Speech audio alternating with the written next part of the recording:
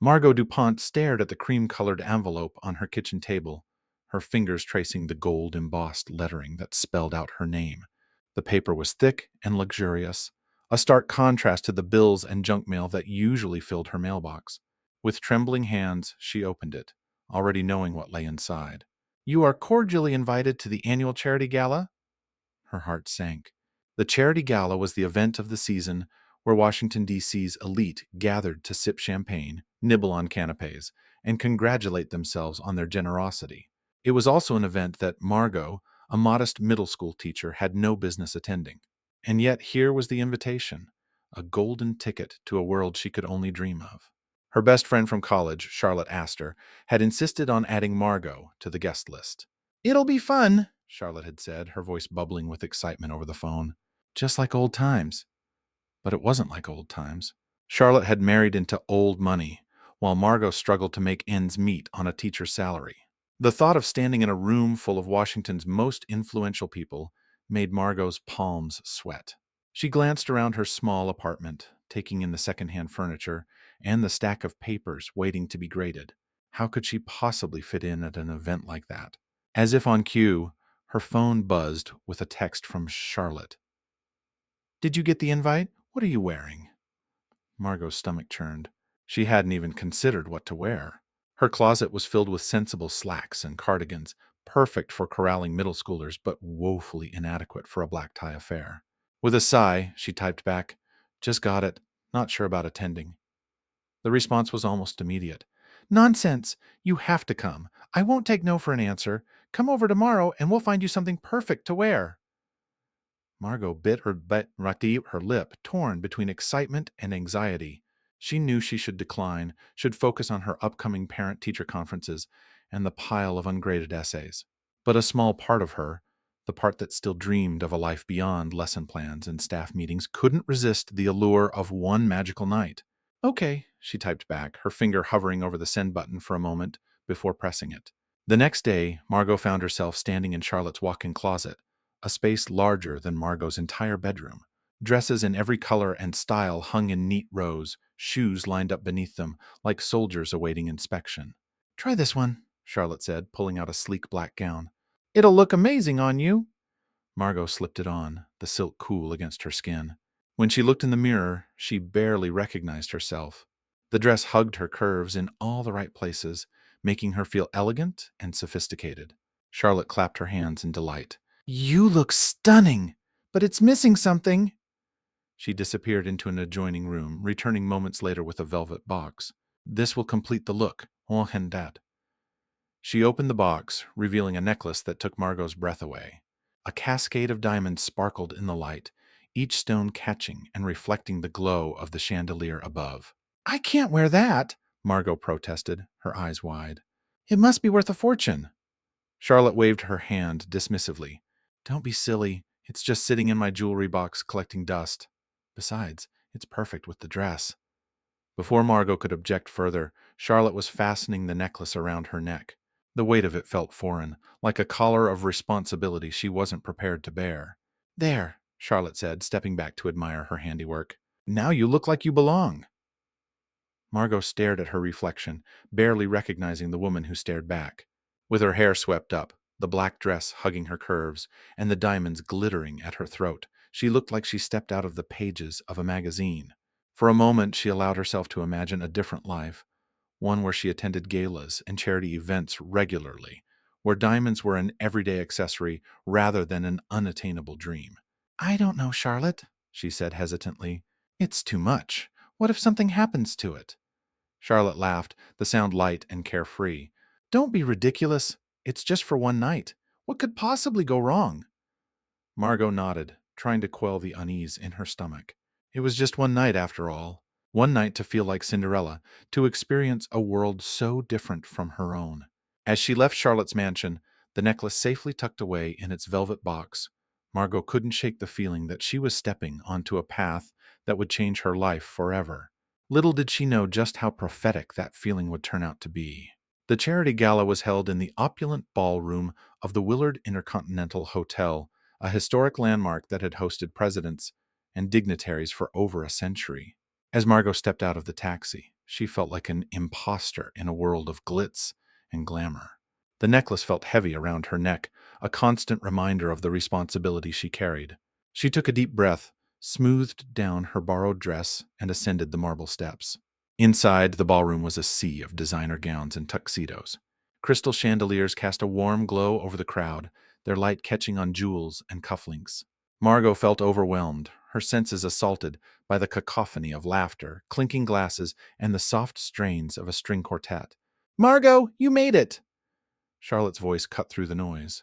She appeared at Margot's side, resplendent in a crimson gown, her blonde hair styled in elaborate curls. "You look absolutely gorgeous!" Margot managed a smile, still feeling out of place. "Thanks to you," she said, her hand unconsciously touching the necklace. Charlotte beamed, linking her arm through Margot's. "Come on, let me introduce you to everyone."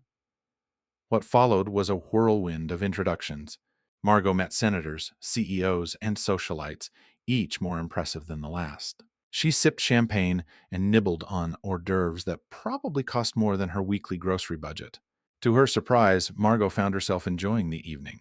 The initial awkwardness faded as she engaged in conversations about art, literature, and current events.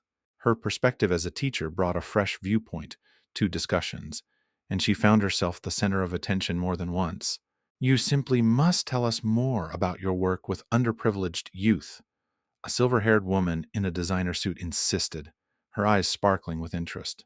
Margot launched into a passionate description of her latest project, a mentorship program for at-risk middle schoolers. As she spoke, she noticed several people listening intently, nodding along.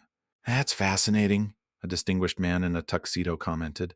"Have you considered applying for grants to expand the program?" Before Margot could respond, Charlotte appeared at her elbow. "I hate to interrupt, but they're about to start the auction. We should find our seats." As they made their way to their table, Margot couldn't help but notice the admiring glances thrown her way. Women eyed her necklace with barely concealed envy, while men's gazes lingered appreciatively on her figure in the form-fitting black dress.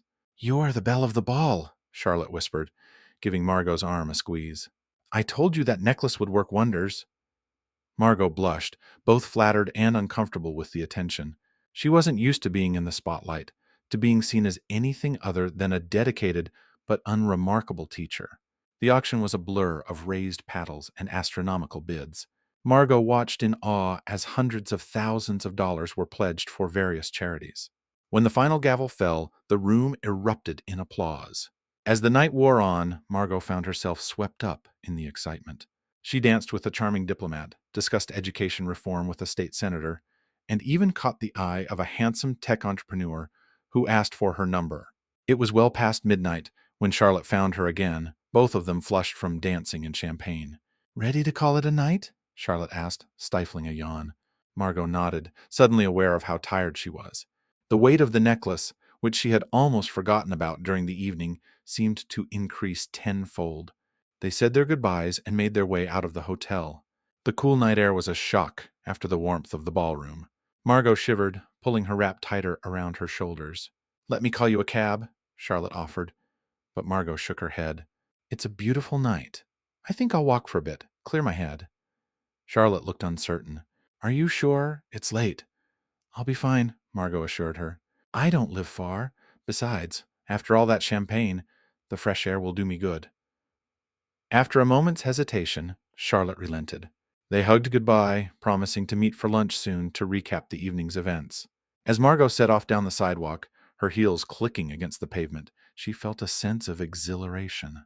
The night had been magical, everything she had dreamed of and more.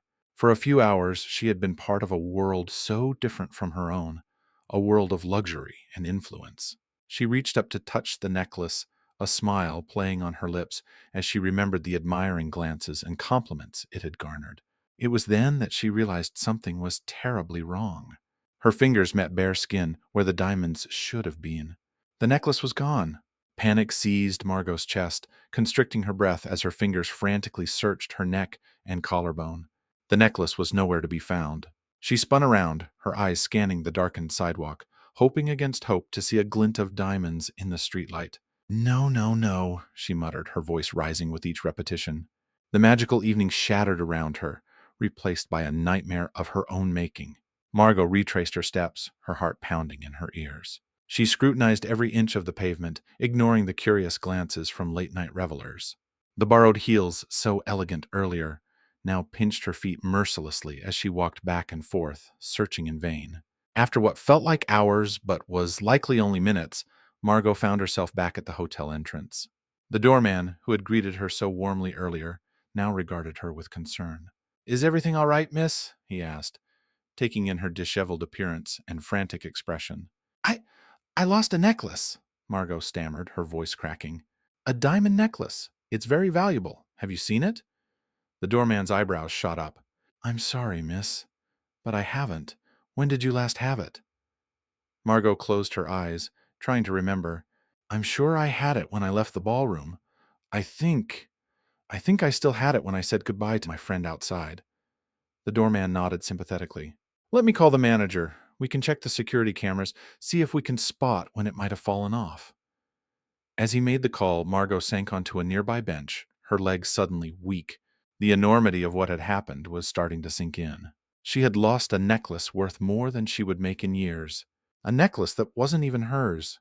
The hotel manager arrived quickly, his face a mask of professional concern. He ushered Margot inside to a small office where they could review the security footage. On the grainy black and white screen, Margot watched herself exit the hotel, the necklace clearly visible around her neck. She saw her conversation with Charlotte, saw herself wave goodbye and start walking down the street. "Can we follow her?" Margot asked, leaning forward in her chair. The manager shook his head. "I'm sorry, our cameras only cover the immediate vicinity of the hotel. Once you're on the public sidewalk, we lose sight of you." Margot felt tears welling up in her eyes. "What am I going to do?" she whispered. The manager placed a comforting hand on her shoulder. "We'll file a report with the police right away, and we'll alert our staff to keep an eye out for it. Sometimes these things turn up in the most unexpected places." But Margot barely heard him. Her mind was racing, trying to figure out how she would tell Charlotte, how she could possibly repay her for such a valuable piece of jewelry. The rest of the night passed in a blur of police reports and tearful phone calls. Charlotte, to her credit, tried to sound reassuring. "It's just a necklace, Margot," she said, her voice crackling over the phone line. "The important thing is that you're safe." But Margot could hear the tension underlying her friend's words. Just a necklace? It was worth more than Margot's car, possibly more than her entire life savings. As dawn broke over the city, Margot found herself walking the streets again, retracing her steps from the night before. Her eyes scanned every crack in the sidewalk, every storm drain, every shadowy corner where the necklace might have fallen. She knew it was hopeless. Even if the necklace had simply fallen off, chances were someone had already found it and pocketed it. But she couldn't bring herself to give up. Days turned into weeks. Margot's life became a cycle of work, sleep, and searching. She placed ads in local papers, checked pawn shops, and hung flyers around the neighborhood. Her colleagues at school noticed the dark circles under her eyes, the distracted way she taught her lessons, but she brushed off their concerns. Every night she lay awake, replaying the events of the gala in her mind. If only she hadn't borrowed the necklace. If only she had taken a cab home instead of walking. If only, if only, if only. As the weeks stretched into a month with no sign of the necklace, Margot knew she had to face reality. She couldn't keep Charlotte waiting any longer. She had to replace the necklace, no matter the cost. With a heavy heart, Margot made an appointment at the most exclusive jeweler in the city.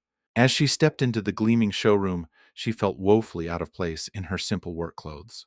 "I'm looking for a diamond necklace," she told the salesman, trying to keep her voice steady. Something very special." The salesman's eyes lit up, no doubt seeing dollar signs. He led her to a display case filled with glittering creations that took Margot's breath away. "This piece is particularly exquisite," he said, lifting out a necklace that looked eerily similar to the one Margot had lost. "It's part of our Starburst collection, 15 carats of the finest diamonds, set in platinum." Margot swallowed hard. How much is it?" The salesman named a figure that made Margot's knees weak. It was more than she made in 5 years. "I'll take it," she heard herself say, as if from a great distance. As the salesman wrapped up the necklace, Margot's mind raced. She had no idea how she would pay for it. Her savings would barely make a dent. She'd have to take out loans, maybe even a second mortgage on her small condo. But what choice did she have? She couldn't let Charlotte suffer for her carelessness. She would find a way to make it work, no matter how long it took. As she left the jewelry store, the small box feeling like a lead weight in her purse, Margot knew her life would never be the same. The carefree teacher who had walked into the gala a month ago was gone, replaced by a woman burdened by debt and regret. Little did she know her ordeal was far from over. The years that followed the fateful night of the charity gala blurred together for Margot, each day a struggle to stay afloat in a sea of mounting debt. The diamond necklace safely returned to Charlotte with a forced smile, and a flimsy excuse about having it cleaned became both her salvation and her curse. Margot's life transformed into a relentless pursuit of extra income. She took on tutoring jobs after school, worked weekends at a local bookstore, and even started driving for a rideshare company during summer breaks. Every spare dollar went towards paying off the loans she had taken out to purchase the replacement necklace. Her small condo, once a source of pride as her first real estate purchase, now felt like a prison. She sold most of her furniture, replacing it with secondhand items. The walls, once adorned with artwork, now stood bare, the paintings sold to make an extra loan payment. Margot's friends noticed the change in her. Invitations to dinners and outings were consistently declined, always with the same excuse.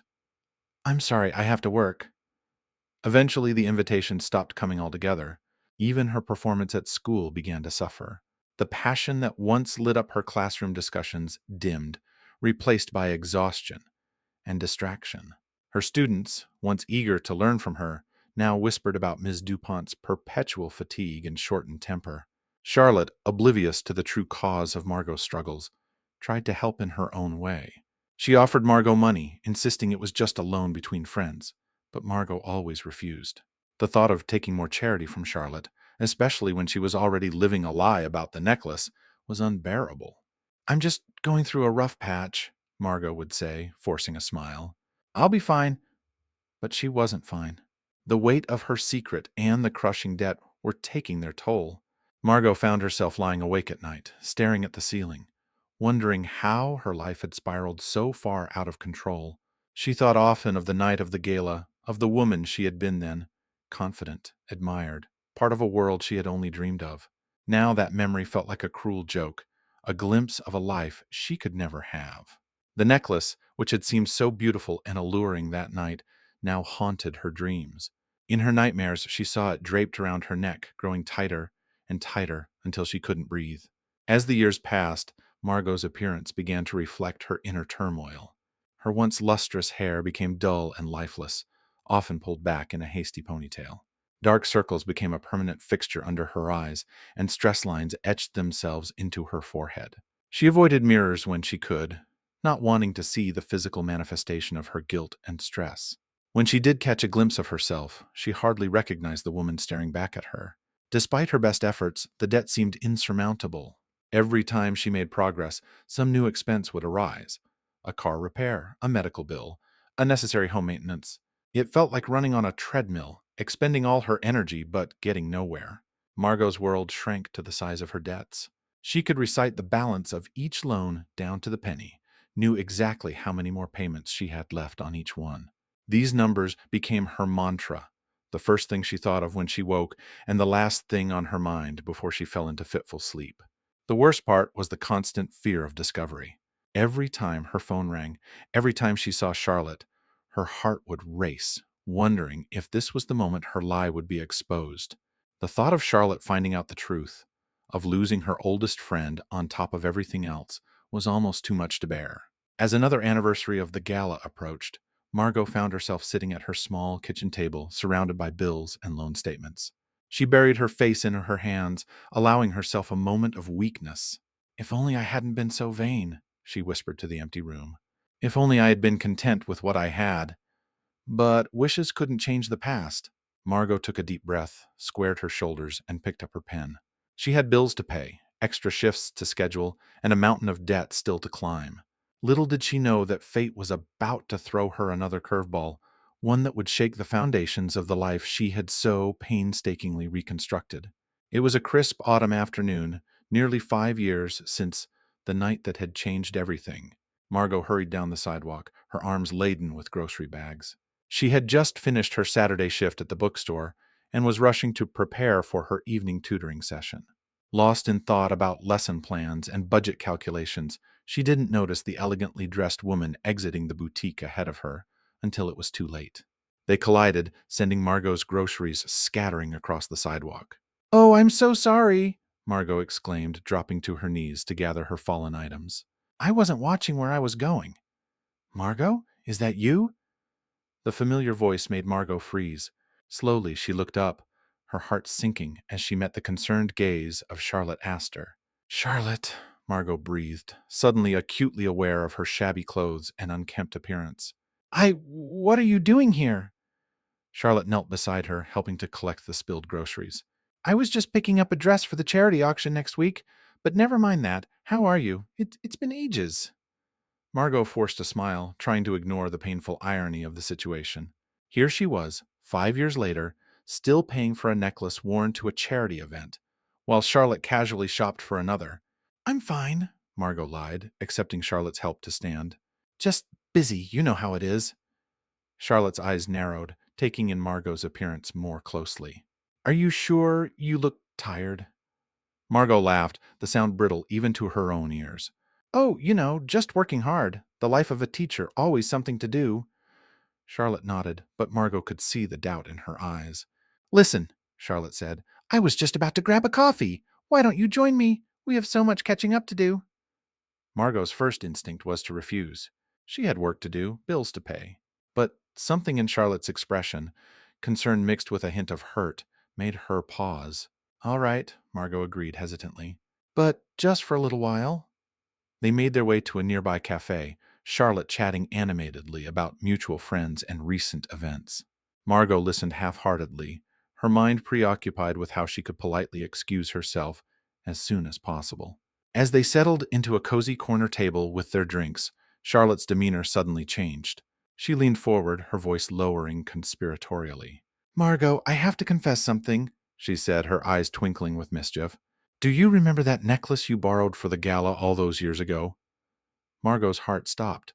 This was it, the moment she had dreaded for 5 long years. She gripped her coffee cup tightly, bracing herself for the accusation to come. Yes," she managed to stammer.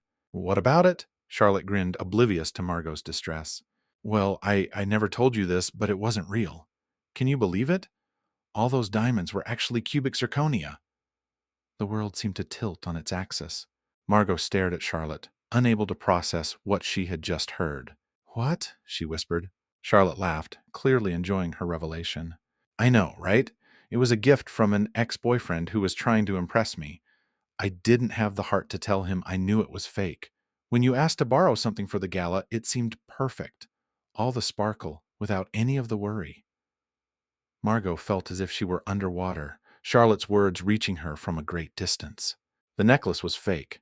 All this time, all the sacrifices, the sleepless nights, the crushing debt, all for a piece of costume jewelry.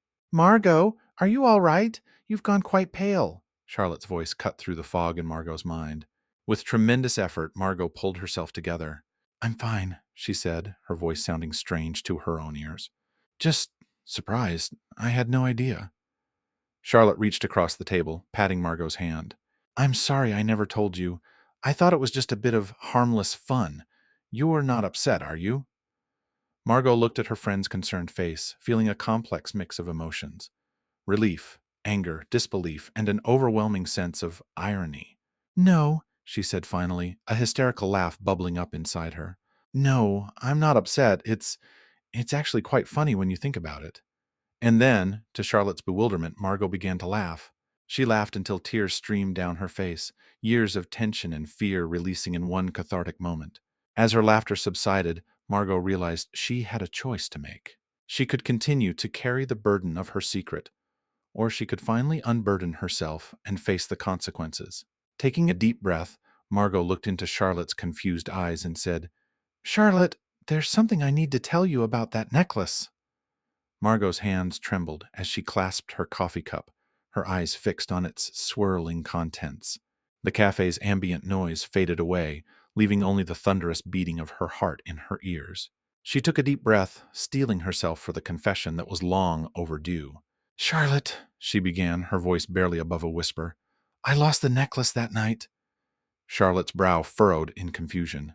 Oh, what do you mean you lost it? But you returned it to me a few days later, remember? Margot shook her head, tears welling up in her eyes. No, that wasn't the same necklace. I I bought a replacement. The words hung in the air between them, heavy with the weight of 5 years of deception. Charlotte's eyes widened as understanding dawned on her face. But Margot, she said slowly, if you thought it was real, that must have cost a fortune. Margot nodded, unable to meet her friend's gaze. It did. I took out loans, mortgaged my condo, worked multiple jobs. I've been paying it off ever since. Charlotte sat back in her chair, visibly stunned. Oh, Margot, she breathed. Why didn't you tell me? The floodgates opened, and Margot found herself pouring out the whole story.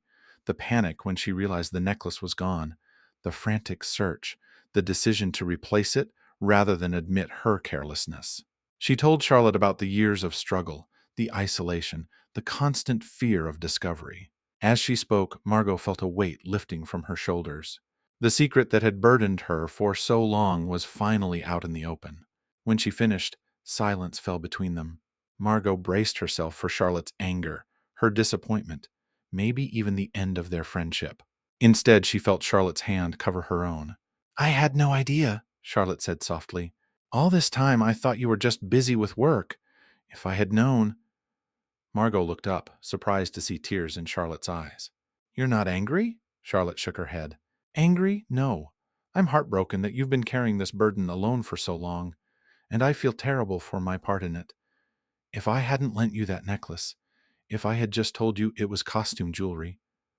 It's not your fault, Margot insisted. I'm the one who lost it. I'm the one who lied. Out of fear, Charlotte pointed out. Oh, Margot, I wish you had trusted me enough to tell me the truth. Margot wiped away a tear.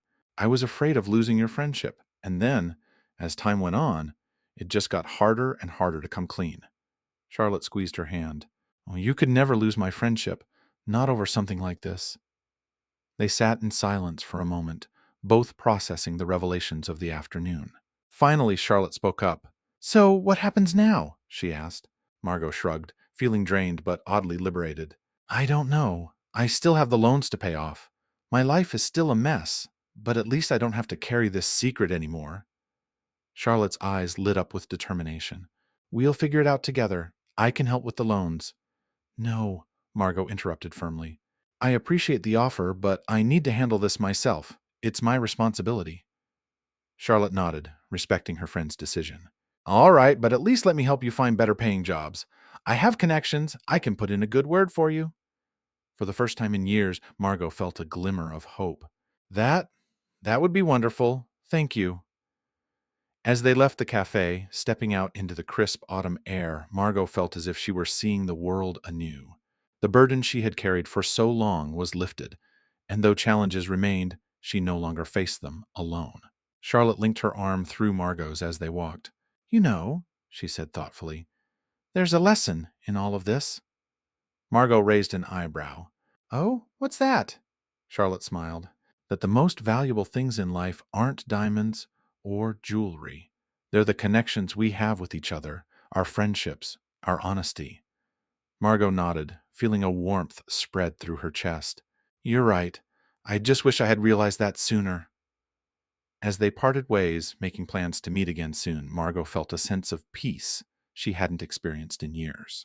The road ahead would not be easy, but with the truth finally out and her friendship with Charlotte stronger than ever, she felt ready to face whatever came next. She walked home with a lighter step, her mind already turning to the future. There were still challenges to overcome, debts to repay, and a life to rebuild. But for the first time in 5 years, Margot felt hopeful. The necklace that had been her burden for so long was now just a memory, and in its place was something far more precious, the unbreakable bond of true friendship. In the months that followed Margot's confession, her life began to transform in ways she never could have imagined. True to her word, Charlotte leveraged her connections to help Margot find better opportunities. Within weeks, Margot landed a position as the head of a new educational outreach program at a prestigious private school, a job that not only paid significantly more, but also reignited her passion for teaching. The increased income allowed Margot to make larger payments on her loans, chipping away at the debt that had loomed over her for so long. She moved out of her cramped condo, finding a more affordable apartment that, while modest, felt like a fresh start. But the most significant change wasn't in Margot's financial situation. It was in her outlook on life. The weight of her secret had been lifted, and with it went the constant anxiety and self doubt that had plagued her for years. She started reconnecting with old friends, explaining her long absence, and finding forgiveness and support where she had expected judgment. One sunny Saturday morning, almost a year after her confession in the cafe, Margot stood in front of her bedroom mirror. She hardly recognized the woman staring back at her. Gone were the dark circles and worry lines that had aged her beyond her years. Her eyes sparkled with renewed energy, and a small smile played on her lips. A knock at the door interrupted her reflection. She opened it to find Charlotte, dressed casually and holding a picnic basket. "Ready for our day out?" Charlotte asked, grinning. Margot nodded, grabbing her sun hat and closing the door behind her. They had made it a habit to spend time together regularly, rebuilding their friendship on a foundation of honesty and shared experiences. As they walked to a nearby park, Charlotte nudged Margot playfully. "So, have you thought about my proposal?" Margot rolled her eyes good-naturedly. "Charlotte, I've told you 100 times. I don't need you to pay off my loans." "And I've told you 100 times that it's not charity," Charlotte countered. "Think of it as an investment. With that debt off your shoulders, you could focus entirely on your new program. The kids would benefit, the school would benefit, and you'd be able to make a real difference." Margot sighed, considering her friend's words. It was tempting, the idea of being free from debt, of starting with a clean slate. But part of her still felt that she needed to fix her mistake on her own. They settled on a grassy knoll, spreading out their picnic blanket. As Charlotte unpacked sandwiches and fruit, Margot gazed out over the park, watching families and couples enjoying the beautiful day. "You know," Margot said slowly, "I've been thinking a lot about that night. The gala, the necklace, everything that followed." Charlotte paused, giving Margot her full attention. "I was so caught up in trying to be someone I wasn't," Margot continued. "I thought that necklace made me special, made me belong in that world, but all it did was trap me." Charlotte nodded sympathetically. "We all make mistakes, Margot. The important thing is what we learn from them." "That's just it," Margot said, turning to face her friend. "I've learned so much about myself, about what really matters in life, and I think I'm finally ready to let go of the last of my guilt." A slow smile spread across Charlotte's face. "Does that mean—" Margot took a deep breath. "Yes, I'll accept your help with the loans, but," she added quickly, seeing Charlotte's excitement, "only as an investment. I intend to pay you back every cent, with interest." Charlotte squealed with delight, pulling Margot into a tight hug. "Oh, this is wonderful! We'll draw up the paperwork next week. This calls for a celebration." As they toasted with plastic cups of lemonade, Margot felt a sense of true freedom washing over her. She had faced her mistake, owned up to it, and was now taking steps to move forward. The necklace that had once seemed so important was now nothing more than a distant memory. Looking at Charlotte, Margot realized that she had gained something far more valuable than any piece of jewelry, a friendship tested by fire and emerged stronger than ever. As the afternoon wore on, filled with laughter and plans for the future, Margot knew that her life had come full circle. The lie that had nearly destroyed her had ultimately led her to this moment of truth and redemption. The sun began to set, casting a golden glow over the park. Margot and Charlotte packed up their picnic, walking arm in arm back towards the city. There would be challenges ahead, Margot knew, but for the first time in years, she felt truly equipped to face them. She had learned the hard way that true worth doesn't come from external trappings or trying to fit into someone else's world. It comes from being true to oneself, from the connections we forge, and from the impact we make on others' lives. As they parted ways that evening, Margot looked up at the starry sky, feeling a profound sense of gratitude. The necklace that had once seemed like her downfall had, in a roundabout way, led her to this moment of clarity and purpose. With a smile on her face and hope in her heart, Margot walked towards her future, ready to embrace whatever it might bring.